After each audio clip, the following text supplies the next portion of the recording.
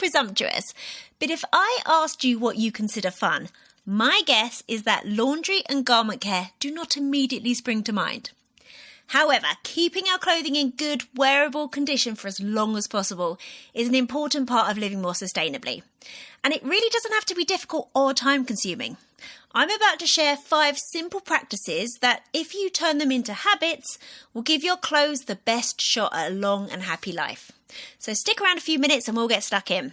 Welcome to Check Your Thread, the podcast that will help you sew more sustainably. My name's Zoe and I'm obsessed with sewing.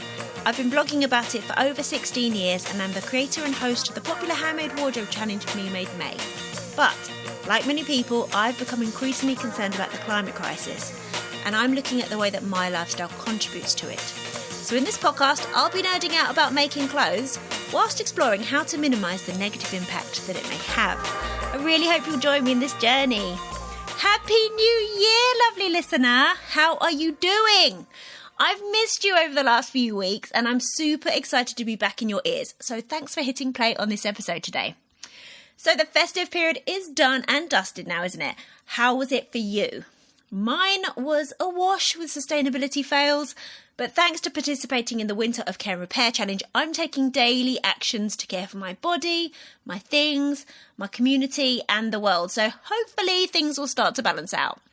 Here's a lovely little sustainability win from a listener and patron named Caro that they shared in the Check Your Thread patron community chat space. Caro wrote, "Small sustainability win. I did a couple of clothing repairs for a good friend some time ago. They are someone who has a lot of clothes, but they recently said that they got a local tailor to repair zips on new jeans and is taking trousers to get the hems taken up. Love that! Caro showed their friend what was possible and it clearly opened their mind to what else they could get fixed going forward. Well done, Caro. Speaking of amazing patrons, since we've been away from your podcast feed, these gorgeous people have kindly signed up to support the podcast via Patreon. So massive thanks to Rinka, Jem, Enya, Mitra, Mel, Joanna, Amy, Meredith and Lavon. Apologies if I pronounced any of those wrong. And huge thanks to existing patron Debbie for upping the amount of their support. You are all awesome and I'm so excited to have you in the Check Your Thread Patreon community. We've lined up some fun goings-on in the Check Your Thread Patreon for 2025. For example, we're starting some monthly themes to encourage ourselves to explore sustainability-related topics outside of sewing, so we can motivate each other and share inspiration and advice. We're kicking things off with No or Low Spend January, and we've been sharing ways to cut back on consuming and get what we need without splashing the cash. You can click on the link in the show notes to visit the Check Your Thread Patreon and see what's going on for yourself. Okay, so what have we got for you in this week's episode? Right, so over the last 3.5 years of making this podcast, a number of times it has been suggested that I make an episode on garment care. Because, of course, caring for our clothes so that they have a long functional life will reduce the impact of our wardrobes on the world in a major way. So yeah, it really is a topic that I probably should have covered on the podcast before this point. However, as I'm sure you might have noticed, I tend to cover topics that genuinely interest and intrigue me. And to be honest, laundry and garment care doesn't really light me up. When I was writing my book, Mend It, Wear It, Love It, back in 2020, the garment care section was definitely the part that I was least inspired to work on. Some people find doing laundry relaxing and satisfying, and some people find stain removal an exciting challenge. I am not of those people. But I recently realised, whilst I might struggle to make the topic really exciting, I can present it in a way that makes it easy to digest and implement. So that's what I've tried to do with this episode today. It's funny, I don't remember ever being told how to care for my clothes, you know? Do you? Did anyone ever sit you down and explain how to properly wash and care for your clothes? And that leads me to think about my kids. What key takeaways about garment care would I like them to carry forward into adulthood?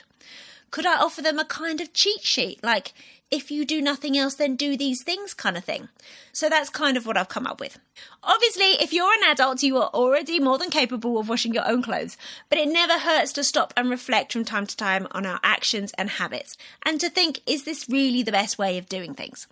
So I'll be back next week with a banger of a conversation related to garment repair that you absolutely do not want to miss. In the meantime, take care of yourself as you enter the new year.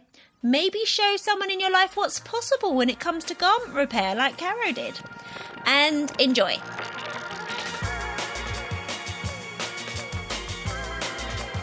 The goal of today's episode is to help you keep your clothes looking great for as long as possible and to make it easy to do so. So I have 5 tips that, if you turn them into habits, should make garment care somewhat effortless. So whether the garments you're caring for are precious me-mades, shop-bought items or second-hand scores, let's keep them in good condition for a long time to truly value the resources, energy and labour that went into their creation. Okay, so the first habit I have for you is wash your garments as infrequently as possible. So I remember a few years ago, some friends of ours were being a host family for a teenage foreign exchange student. And my friend was moaning that he had so much laundry to do because on top of his own family's clothing, and they had 2 young kids at the time, the teenager threw literally every single garment she had worn each day straight into the laundry basket at the end of the day. So I reckon that a lot of people think that taking good care of their clothes means keeping them freshly washed. However, washing items when it's not really necessary vastly increases the overall negative environmental impact of your wardrobe, and it also accelerates the deterioration of the fabrics and fibres. And frequent washing dulls the colours and prints far more quickly, so the point at which you no longer want to wear it arrives far sooner than it needs to. So, before we automatically chuck something in the laundry basket or hamper, we need to figure out if this item really needs a full wash yet. Or is that just a habit that we've developed that we now follow without thinking? Obviously, this won't be applicable to everyone.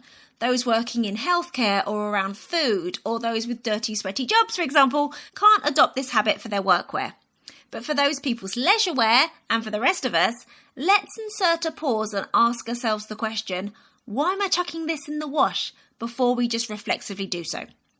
Oh, and it barely needs saying, but some pedantic person will message me otherwise. I'm not talking about underwear, socks and tights or anything worn next to the skin that gets sweaty. Right, so when we ask ourselves the question, why am I chucking this in the wash? If it's because it's actually properly dirty, then fine. If it's because it has a small mark, could a simple spot clean remove that mark sufficiently instead? That way, the garment will be ready for another wear without the entire item and its fibres having to endure a full wash. I do this regularly with my kids' clothes, their school uniform in particular. So their school clothing is, unfortunately, largely made from polyester and other synthetic fibres. And every time those items go through the full wash, more microplastics are being released into the waterways. And the clothes become increasingly faded, which reduces the likelihood of them being in decent enough condition to pass on to another family when my kids are grown out of them. So I often grab a face cloth, use a tiny blob of liquid hand soap and some warm water, and I'm able to remove the odd mark or two so the item will be ready to wear again in the morning. Okay, so if the answer to the question of why am I chucking this in the wash is because it smells a little musty, again, does that really require a go round in the washing machine? I'm not talking about actual sweat or body odour type smells, more the general mustiness, perhaps a faint linger of perfume or food prep. So try hanging the item outside on the washing line if possible, or if not, hanging it up on a hanger by an open window for a while. That might be sufficient to get it smelling fresh enough to get at least one more wear from it. If you feel the need to chuck a garment in the wash because the garment is out of shape, yeah, I totally get that. Sometimes garments stretch out whilst being worn and still show signs of that until they're washed again and the fibres ping back. In those situations, I tend to ask myself, yeah, but can I get away with one more wear? People always think that other people are way more interested in what's going on with them than they actually are. It's highly unlikely that anyone you interact with will notice the needs of your jeans, much less think to themselves, oh, those jeans could have done with a wash before they put them on. No one has enough brain space for that. Honestly, since I started really questioning if items actually need a wash, the amount of laundry I have to do and the amount of time I spend doing the laundry have definitely decreased. Okay, habit number 2, don't sleep on a stain. Okay, so this one might sound like it's counter to the habit that I just made, but really it's more of a nuance of the same point. If you spill something on a garment, you need to act fast to prevent a permanent stain.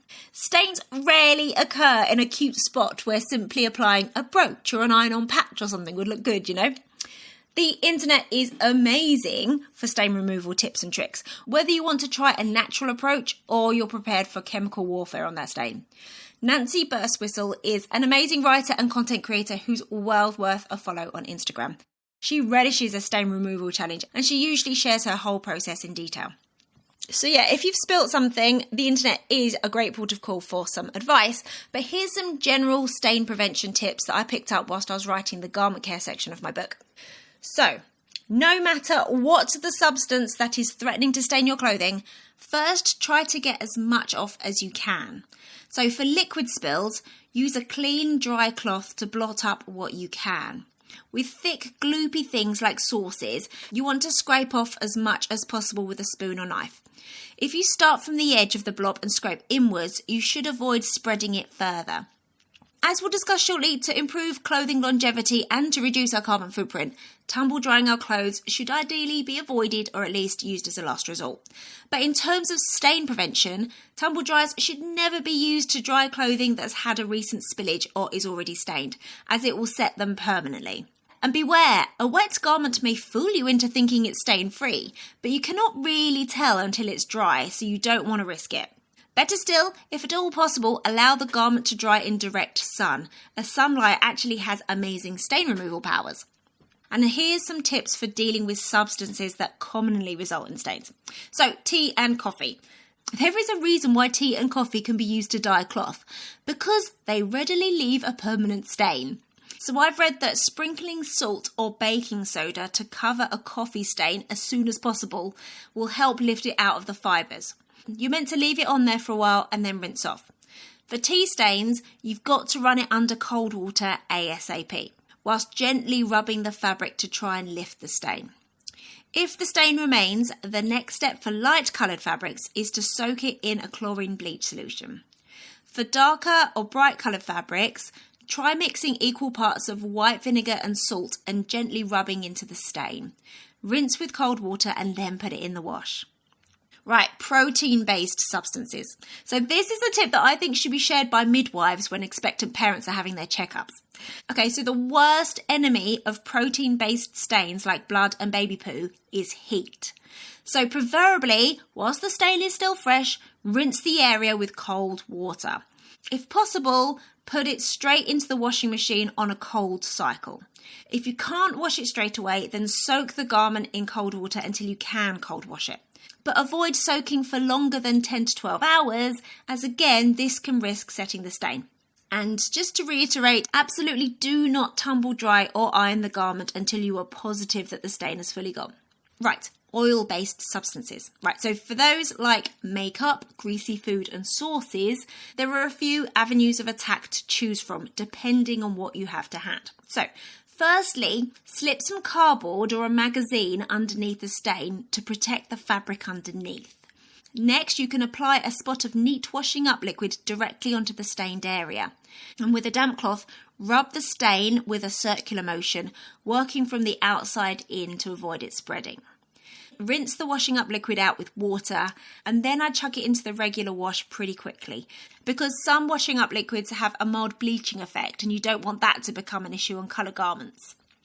Another approach is to use a powder to lift the oil out of the fibres. You can apply cornstarch, baking powder or talcum powder that should lift the grease from the fibres. The advice for cornstarch is to leave it on for 10 minutes. With baking powder for about 30 minutes, and with talcum powder that can be left overnight if necessary.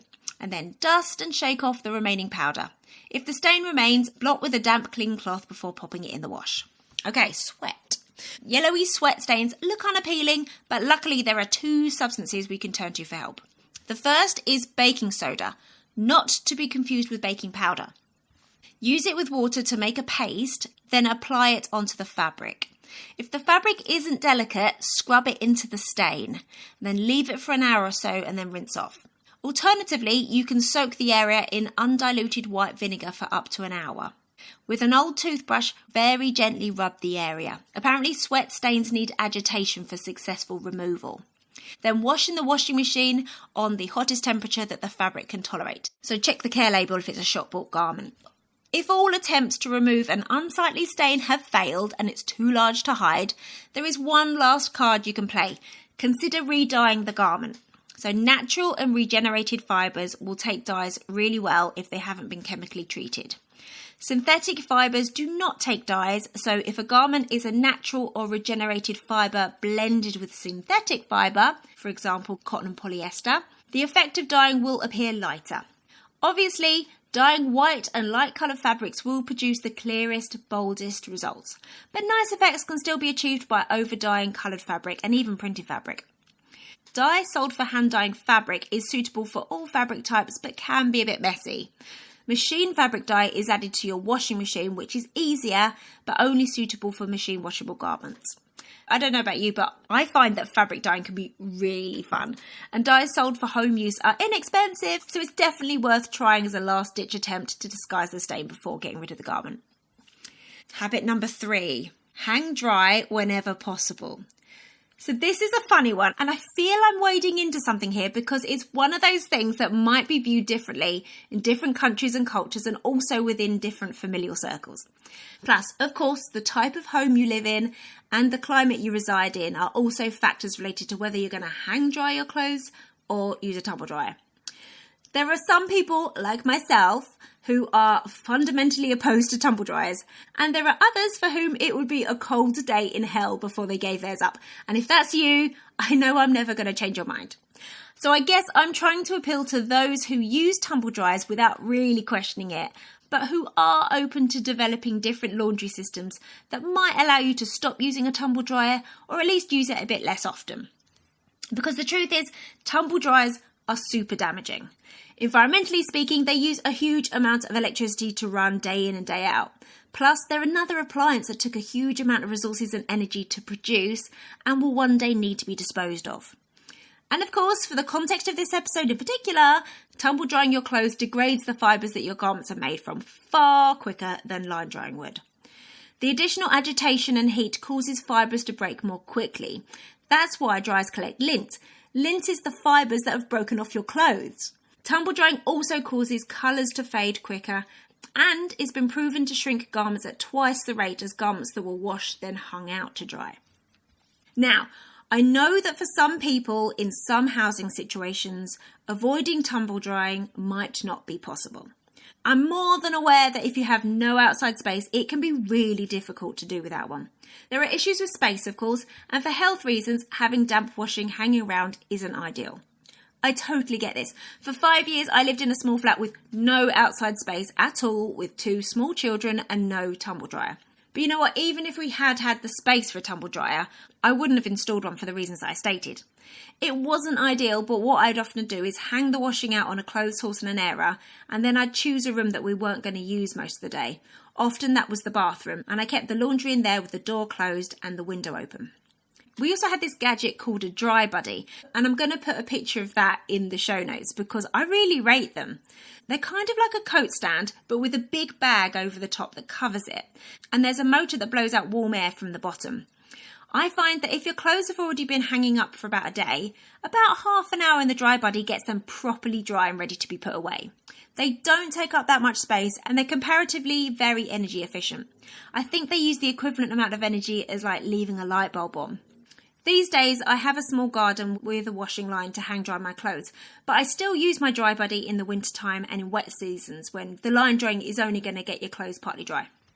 I'm also aware that some housing management authorities have rules against residents drying their laundry on a washing line outside, or even on a clothes horse or something on their own balconies if it's somewhere that's visible to others. Honestly, there are a few things that get me more annoyed than hearing about these rules.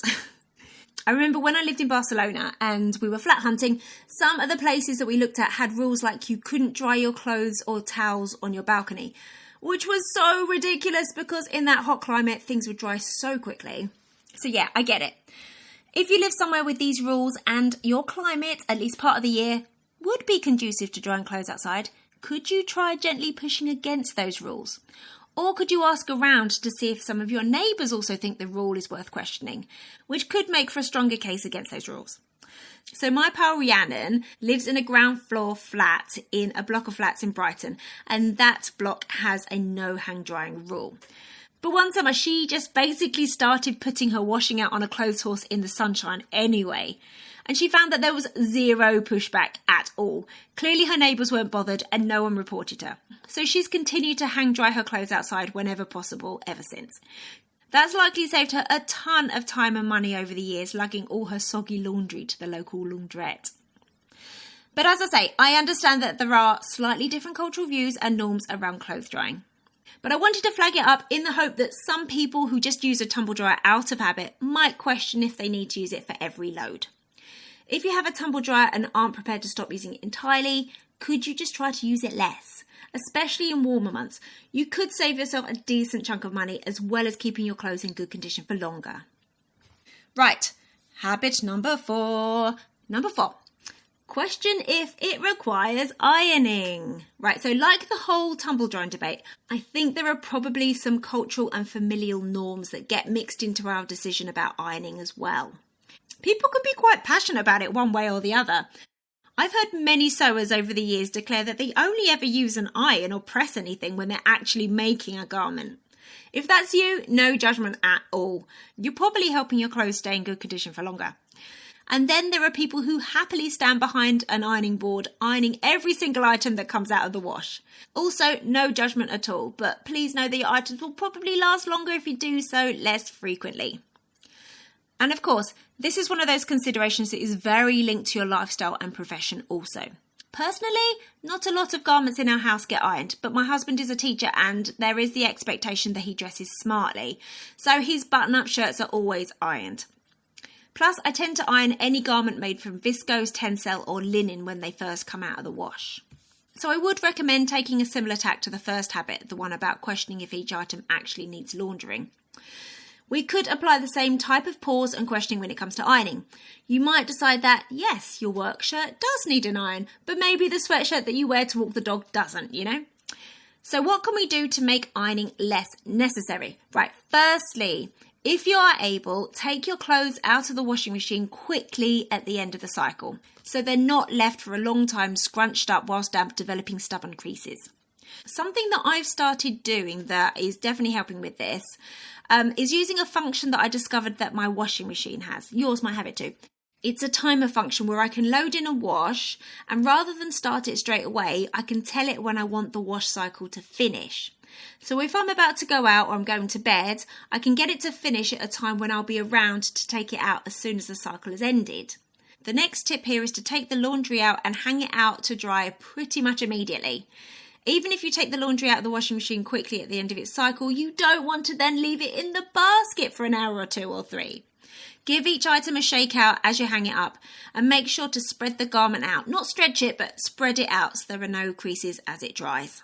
So for knitwear or items that are made from fabric that might stretch out when the dampness makes them heavy, try to dry those items flat, but also so that air can get around if possible. Then, once again, when you're bringing the laundry inside or taking it down from the airer, try to fold each item somewhat neatly rather than just stuffing it into the basket all scrunched up. Then hopefully most of your garments won't even need an iron anyway. Another trick that I heard that works really well is this. If you pull a garment out that you plan to put on a bit later but it's creased, hang it up on a hanger in the bathroom whilst you or someone else takes a shower. The steam will often relax all but the most pronounced of creases. And again, you might not need to iron it at all before you pop it on. So I've actually got a part B to this topic that I want to add. So habit 4B is this: iron on the reverse. So if you have ascertained that a garment does need an iron, when possible, iron it on the reverse. And when it's not possible to iron the garment or section of the garment on reverse, then please use a pressing cloth between the fabric and the iron sole plate. You don't need to buy anything special. A pressing cloth can simply be a piece of woven fabric made from a natural fibre that can withstand a high temperature. I have a large scrap of white cotton lawn for the purpose. Of course, you can make this more complicated if you wish, so I'm going to put a link to an article from Threads magazine in the show notes about different pressing cloths and why you might want to choose one over another. I would also extend this tip to pressing garment fabric that you're about to cut up and sew with as well. Please iron it on the reverse. So you might be wondering, why are you so insistent on this, Zoe?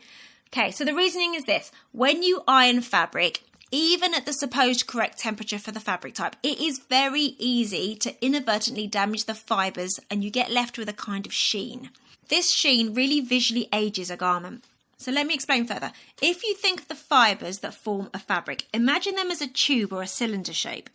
And when you apply heat and pressure from your iron, it's easy to create a flat part on the outer edge of that tube, so it's no longer a cylinder. You've effectively created a facet, and that facet reflects light, which is why you get the sheen. Because you've created this facet that reflects light, this phenomena is far more visible on darker coloured fabrics. And the annoying thing is that it's permanent. It won't wash out when the item goes through the wash. Right, the last habit that I recommend you adopt is this. Store each item in your wardrobe correctly according to the garment and fibre type. Right, so even with garments that you wear often, there are certain storage methods and practices that will give your garments a greater chance of staying in shape. So the overarching rule for this habit is this. Structured garments and woven garments that can crease should be hung up. Everything else either can be or definitely should be put away flat. And flat could mean either rolled or folded. So jeans, cords and trousers that are less likely to crease can be hung or rolled or folded depending on your space. But knitwear and knit fabric garments, including t-shirts, knit dresses and sweatshirts, should always be folded or rolled rather than hung up, so their weight won't distort their shape. With structured coats and jackets, keep them hung up on sturdy hangers that properly extend into the shoulders. Coats and jackets, as well as other button-up garments such as shirts, blouses and shirt dresses, they're all best kept with their top button done up, plus at least every other button, so that will help retain their structure. And try not to use wire coat hangers, they can rub and damage fabric over time. If your hanging garments include hanging loops, use them. The loops help distribute pressure inflicted on the garment when it's hung up. They also help slippery garments from slipping off their hangers and ending up in a bundle at the bottom of your wardrobe. For hanging skirts and other items that require clip hangers, the ideal ones include padding where the hanger has contact with the garment, which prevents indentations. If your hangers don't have these, you can easily insert rectangles of fabric, put them in between the clips with the garment sandwiched in the middle, and that will provide some DIY cushioning. So that's hanging and folding. Here are some additional storage tips that will prevent clothing damage and aging. So, sunlight can permanently discolour and weaken fabric. For garments that need to be hung but don't fit in a closed wardrobe, consider buying or making hanging storage bags. I'll put a link in the show notes to a free garment bag pattern that was recently released by Friday Pattern Company. Garment bags will also protect against dust buildup if the garments aren't in regular use. For garments that are to be stored flat in boxes or drawers, consider either rolling them and then storing them on their ends or folding them in a way that they can be filed in rows. Then when you open the box or drawer, the entire contents can be seen without having to move anything. It'll be easier to remove the items without disturbing the whole contents, and you're far less likely to forget what you own.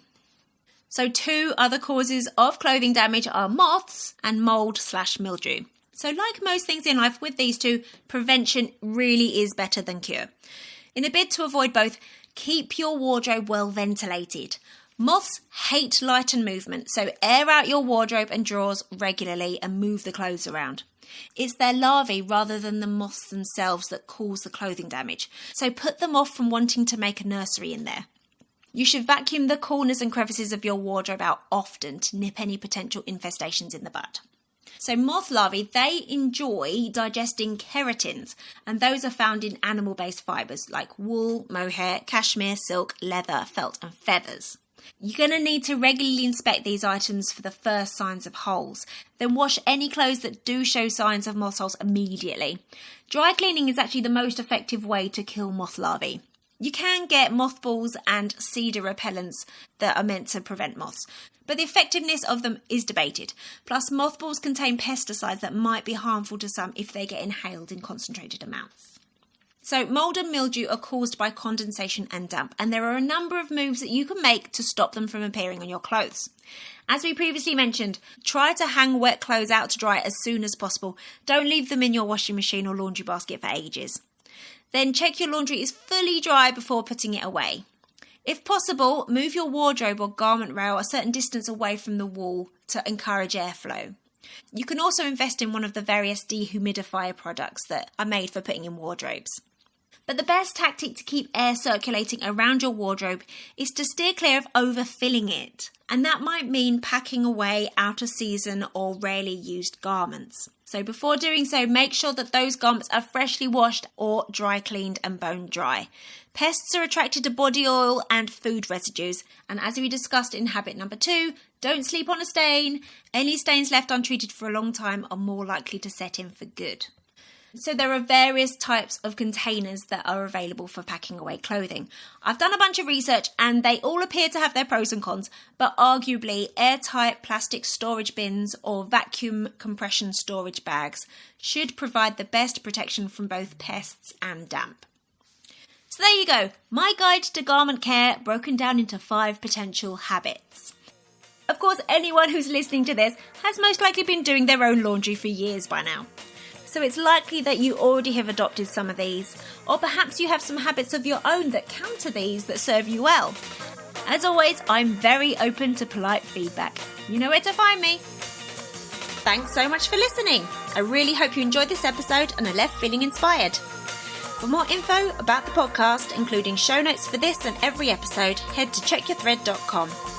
I'd love to hear from you, so if you have any comments, questions or ideas for future episodes, please get in touch by emailing zoe@checkyourthread.com or find me on Instagram @checkyourthread. Massive thanks to Patrick Potter for production support, to Sylvia Seller for the awesome logo design, and to Simon at Palm Skin Productions for the music.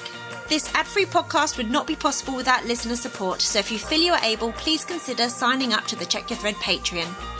For the equivalent of buying me a coffee each month, you'll be making it possible to continue producing regular episodes. Links can be found in the show notes and on the website checkyourthread.com. I hope you'll listen again next week. Until then, take care. Bye!